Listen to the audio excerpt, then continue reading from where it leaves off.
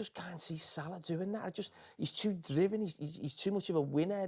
I just don't. I think Salah can go there when he's 37, 38. I think he could play. Has he been offered a contract categorically, Salah? Yes. Do not believe that he hasn't been offered a contract. I can absolutely assure you he will have been offered a contract. So signing on fees become big carrots for these players as well. When you can go on a free transfer and you don't have to put 30 million up, and you can pocket that 20, 30 million. You know what I'd love, right?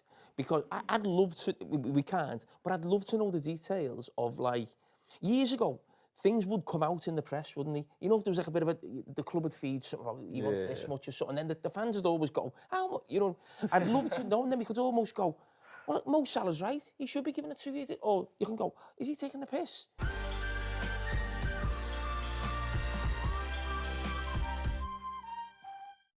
I was just thinking about, like, maybe 20 years ago, maybe a little bit more, showing my age a bit, but used to always hear about tapping up, see some grainy images of players meeting some chief exec somewhere. And nowadays, it's never really spoken about, but we always hear that clubs have agreed terms with a player before they've even agreed a fee with their club and stuff. Is tapping up just more accepted now? I know it kind of just popped up recently. There was it City were getting spoken about because they kind of made a young kid like potentially break his contract with his club. But is tapping up just accepted? Is he breaking the rules again? Again, 116 now. Well, you have the infamous Ashley Cole case back in the day, and that was for particular Real meeting Kenyan as well. Yeah, exactly. And then, if you remember, Van Dijk and Klopp meeting Van Dijk in Blackpool, I think. On the roller coaster, No wonder he didn't sign. And the longer than short of it is that technically under all the different rules and regulations, the selling club has to give permission to the buying club to be able to speak to the player.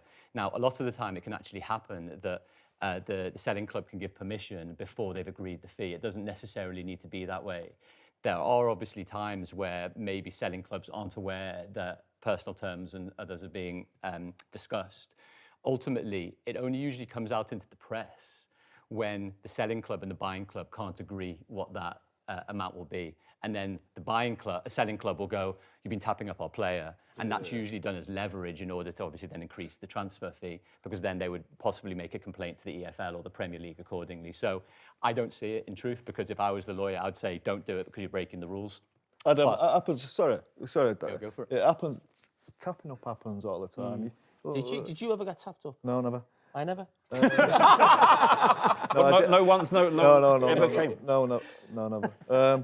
But tapping up happens all the time. You'll negotiate with a player. Well, I say negotiate.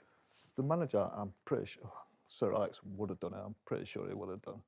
He'll ring the player. They'll get everything agreed with the agent, and this is even before they speak to the club. Yeah. And then they'll go to the club and say, we're all sorted, wages sorted, appearance money, bonus money, whatever it is. And then right now we've just got to sort it out with the club. So then you go to the club and you agree with the club, and the club will say, right, you can speak to the player now. But do you know what I mean? It's already done. That's just the way there's no point speaking to the club if you don't know the player wants to come. No, Exactly. I don't know. Yeah, I was just curious exactly, because it just seems more accepted and just kind of more taken now. Whereas in the past you'd have people, oh, we'll grass on you if you don't, if you don't pay the fee and all that kind of stuff. I tapped Wayne Rooney up. Yes. Is that when he was about to go to Newcastle?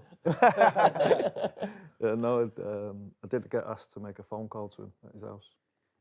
So I rang him. How did that go? Yeah. Well, he signed for us, so I didn't get any fucking reward for it. No little 5%.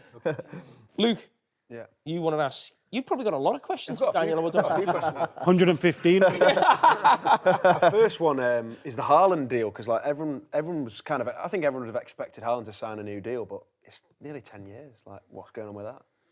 Yeah, I think there's a few things. I think the first thing is Chelsea started this trend obviously a little bit ago. Todd Bowley and the new consortium coming in, giving players long-term contracts. Benefit supposedly is then you only need to renegotiate, or you don't need to renegotiate, and then those figures go up year on year.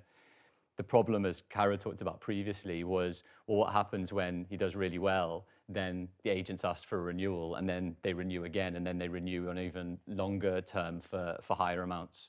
But I think with Haaland specifically, it's the outlier of the outlier. Like, I always think you think about football in terms of world sport now. You have Mahomes with the Chiefs, and we're talking about NFL signing sort of a 10-year deal worth 450 mil. I almost feel like Haaland is in a different position, but the quarterback of Man City for the next decade. He's the guy that you build your franchise/team around, more or less. And regardless of what happens in the next week, month, or 5 years' time, he's the guy that becomes synonymous with Manchester City over the entirety of his career. Yeah. Daniel, I'm just thinking there from the opposite point of view. You're saying if they do well, then it's great, carries on.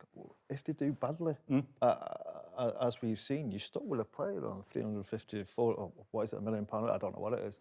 But we've been stung at United many times signing players on 5-6 year contracts on a lot of money.